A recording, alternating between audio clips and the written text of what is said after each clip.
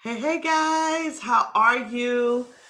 Listen, it's me, Rosalind, and I want to welcome you back to day two, 30 days of Stop Stopping. If you were, I just want to thank you guys for coming back because yesterday was day one. So if you were with me yesterday, thanks for joining me again. If this is your first time, I want to welcome you. And every day for the next 30 days, we're going to be talking about one thing: how to stop stopping. Not because I'm here to motivate you, because I really want to help you change. Yesterday, we talked about something that many people are doing. So many people stop dead in the middle, in the very beginning, almost to the end, and you don't complete what it is that you're trying to complete. But what the thing that I'm helping you to do is three things. I help you become aware, I help you to correct, and I help you to take that brave step. Those are the three things. So, yesterday we talked about why so many people stop. We talk about some of the things that cause us to stop. And honestly, it goes a little bit deeper than that, but we're not going to get all into that. Today, we are going to go into one step deeper because I realized something about myself, honestly, that hit me really hard. We were doing a training with my mentor, and she was talking about why she was asking the question of why we haven't reached where we want to be, why we haven't reached some of our goals or accomplished some of our goals. And honestly, I thought that some of those goals really, even when I thought about it, even when wrote them down, I really thought that they were a little bit too big for me. If you know what I'm talking about, and if that's you, if you were thinking that too, I get it. I totally get it. So today we're gonna go on in and because all those goals, y'all, that I had not reached, it wasn't because they were too big. It was because I didn't think I was capable. I didn't think I was capable. I I thought that I didn't know enough. I thought that I didn't have enough resources. Those were lies that I had told myself. So the real reason is because I really couldn't see myself at that level. I couldn't picture Rosalind being that woman. I couldn't picture Rosalind standing on that stage talking to thousands of people, talking to hundreds of people. I just couldn't see it. I wanted it, but I couldn't see it. Therefore, we know what happens. If you can't see it, more than likely you're not going to reach it. So when I realized that, things started to change. And today we're going to talk about that picture that you have of yourself and how it may be creating the life that you're living right now at this moment. So let's do what we always do: awareness, correct the lie, the brave step. Now, I want you to answer this honestly. When you think about, when you think about the life you say you want, what picture comes to your mind? Now really think about that. So if I ask you to picture yourself healthy, can you see her? If I ask you to picture yourself owning a business, can you see her? If I ask you to picture yourself standing on a stage, speaking in front of hundreds of people, would you be able to do that? Can you see yourself being that person? And if I asked you asked you to picture yourself about being financially free, would you be able to see that person? Can you actually picture yourself financially free? Or does something else show up? A picture of who you've always been, a picture of your past, a picture of every simple mistake, whether big or little, every mistake that you've ever made. Have you have you ever have you ever been able to picture yourself doing something different? I had to ask myself these same questions. And that's when I realized the goals that I want, that's not the problem. I couldn't picture myself as that person that I wanted to be. So when I looked up, what I did was I looked up this this the words, the phrase self-concept, because I didn't even know what it meant. And honestly, something I'm not afraid to let you know when if I don't understand something, I'm gonna dig a little just to find out what it is so I can really get an understanding. I can't correct anything I don't understand, and you probably can't either. But this is what I realized. Self-concept is simply the picture that you have of yourself.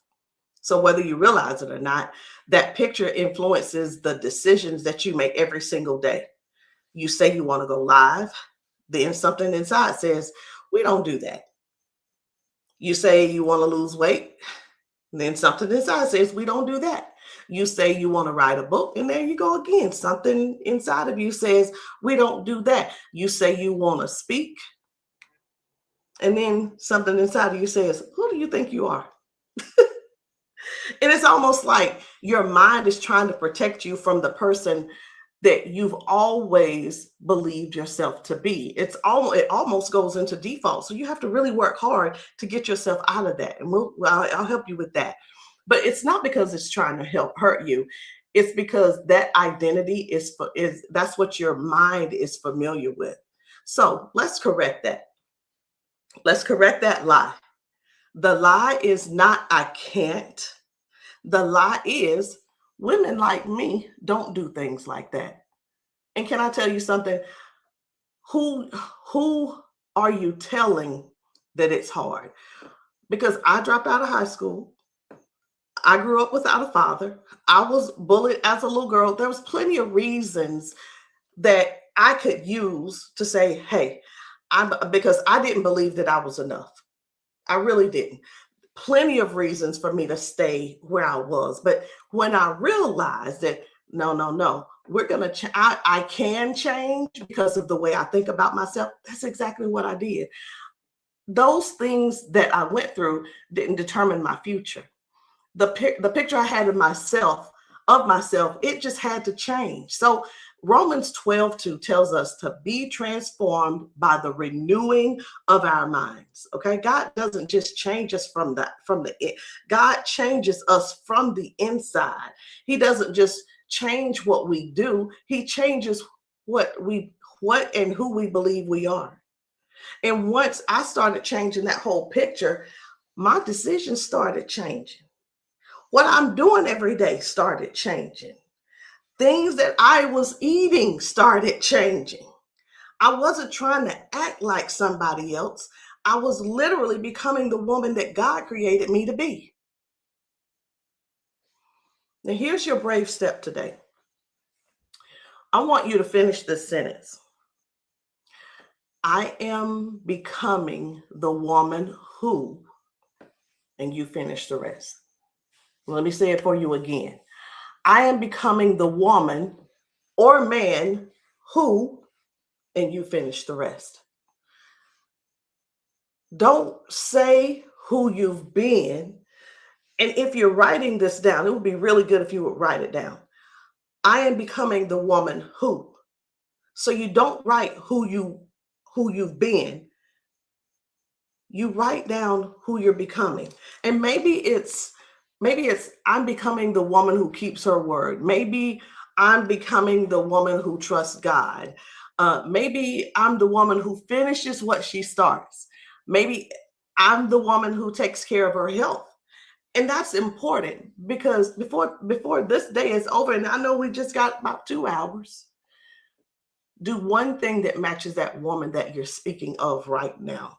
One thing, just one thing, because every decision you make reinforces that old identity, or it strengthens the new one that you're trying to become. So you got to stop asking, what do I feel like doing? When I go to the gym, it's not a do I feel like it. It's not a, oh, let me see how I feel when I wake up in the morning. Healthy women work out, so I need to do what healthy women do. All right. So you start asking, what would the woman I'm becoming do today?